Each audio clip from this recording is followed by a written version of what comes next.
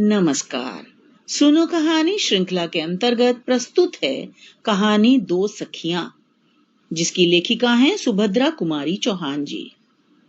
मालिन क्यारियों को निरा रही थी। तभी रघु ने आकर कहा, ऊपर जा, बाई साहब बुला रही हैं। मालिन घबराई।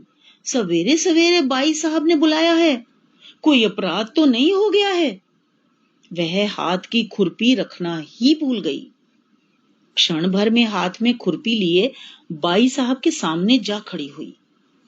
पास ही उसकी धोती पकड़े खड़ी थी उसकी छोटी सी बेटी रमिया। मालिन, रोज रोज हमारी मुन्नी पढ़ने जाती है और स्कूल में बैठी बैठी थक जाती है। इधर तुम्हारी रमिया दिन भर बगीचे में घास खोदती है और बगीचे में मजे करती है। अब ये ना होगा, रमिया को भी पढ़ने जाना होगा। मालकिन का स्वर सुनकर मालिन का भय जाता रहा। बोली, रमिया तो आपकी ही है बाई साहब, चाहे पढ़ने भेजो चाहे बगीचे में काम करवाओ। पर रमिया पढ़ने जाएगी तो मुन्नी रानी का बगीचा कौन सींचेगा? किसी के बोलने से पहले ही मुन्नी बोल उठी, तो फिर हम भी बगीचा सींचेंगी। रमिया ना पढ़ने गई तो हम भी नहीं जाएंगे, चाहे कुछ भी हो जाए। मालिन ने कहा, पर रमिया के पास पट्टी भी नहीं है, पुस्तक भी नहीं है। मुन्नी बोली, पट्टी और पुस्तक का बहाना मत करो मालिन, हम देंगे। रमिया पढ़ने नहीं जाएगी तो हम भी नहीं जाएंगे। यह कहकर मुन्नी वहां से भागी। माँ ने उसे पकड़कर कहा, ठीक है, रमिया भी पढ़ने जाएगी। मुन्नी तो पढ़ने जाना ही नहीं चाहती थी, इसलिए मालिन के हाथ से खुरपी लेकर बगीचे की तरफ जाने लगी। मुन्नी को आखिर पढ़ने जाना ही पड़ा। साथ में जबरदस्ती रमिया को भी जाना पड़ा।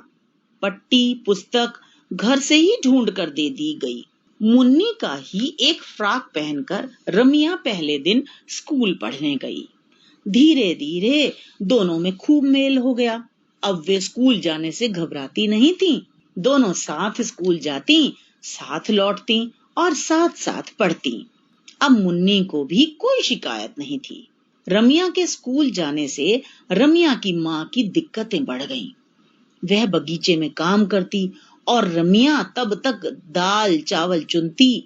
माँ के घर आने का समय देखकर चूल्हे में आग भी जला देती थी।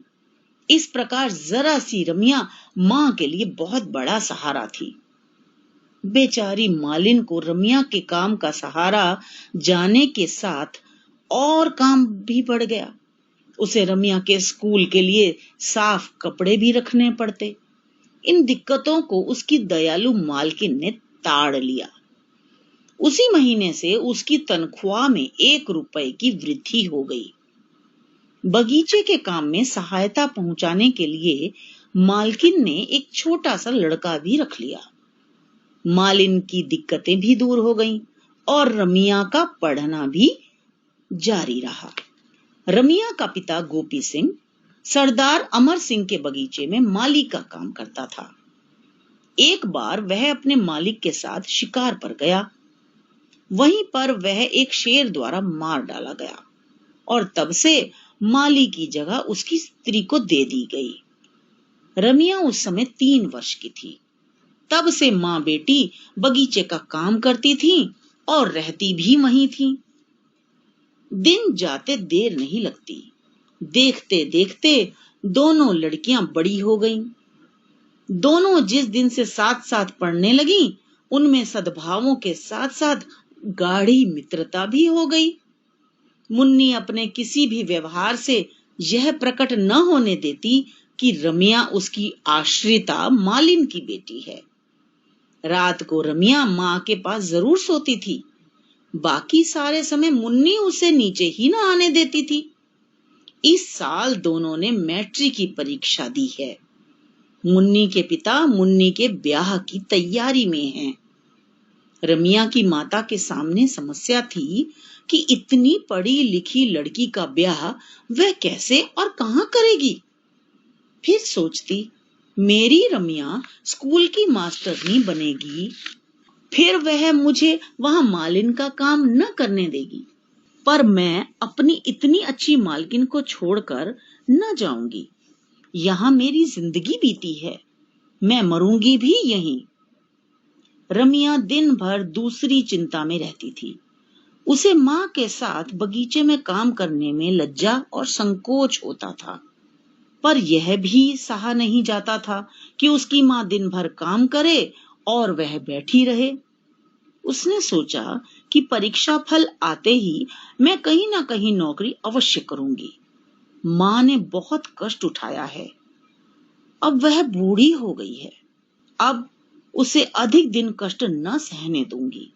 इसी निश्चय के अनुसार उसने कई स्कूलों में प्रार्थना पत्र भी भेज दिए। मुन्नी की खिचड़ी अलग ही पक रही थी। उसे चिंता थी रमिया के ब्याह की। वह सोच रही थी कि हम दोनों साथ साथ पढ़ी और बड़ी हुई हैं, और अब ब्याह केवल मेरा हो रहा है। रमिया का भी तो ब्याह होना चाहिए। रमिया का ब्याह उसकी माँ के किए तो होगा नहीं, फिर रमिया को पढ़ा लिखा कर किसी अपढ़ के गले बांधना भी बुरा होगा। पिता की लाडली मुन्नी अपने मन में उठते इन भावों को दबा न पाई। एक दिन पिता से बोली, पिताजी, रमिया को आपने ही पढ़ाया लिखाया है, अब उसके विवाह की फिक्र भी आपको ही करनी है। अब उसका विवाह किसी गंवार से तो होगा नहीं। पिता ने आश्वासन देते हुए कहा कि तुम्हारे विवाह के बाद उसके विवाह का नंबर आएगा। मैं लड़के की तलाश में हूँ। मुन्नी का भाई जगत सिंह, जो इधर 5 साल पहले से विदेश में था, वह अपने एक मित्र किशोर के साथ आ रहा था। 2 दिन बाद मुन्नी की सगाई थी। किशोर के परिवार वाले भी उस समारोह में आमंत्रित थे, अतः किशोर के माता पिता भी उस समारोह में आए थे। उन्हें रमिया अपने पुत्र किशोर के लिए पसंद आ गई। रमिया आभूषणों के अभाव में भी सबसे सुंदर लग रही थी। किशोर को 1 सप्ताह के बाद विदेश वापस जाना था। समय के अभाव के कारण उन्होंने निश्चय किया कि वे अपने पुत्र का विवाह मुन्नी के विवाह के दिन ही कर दें। इस प्रकार मुन्नी और रमिया दोनों सखियों का विवाह भी एक ही दिन हुआ। मुझे आशा है कि आपको ये कहानी अवश्य पसंद आई होगी, आपने आनंद लिया होगा। इसी तरह से आप खबरी ऐप को भी फॉलो कीजिए, और उस पर मेरा चैनल है सुनो कहानी, उसे सब्सक्राइब कीजिए। जिस तरह से आपने हिंदी गुरुकुल चैनल पर इतना प्यार दिखाया है, उसे सफलता की इतनी ऊंचाइयों तक पहुंचाया है, खबरी ऐप पर सुनो कहानी चैनल को भी पहुंचाएंगे, मुझे पूरी उम्मीद है। तो इसी आशा के साथ इस वीडियो को भी लाइक करें, दोस्तों के साथ शेयर करें, और चैनल सब्सक्राइब करना बिल्कुल ना भूलें। धन्यवाद। मिलते हैं अगली वीडियो में।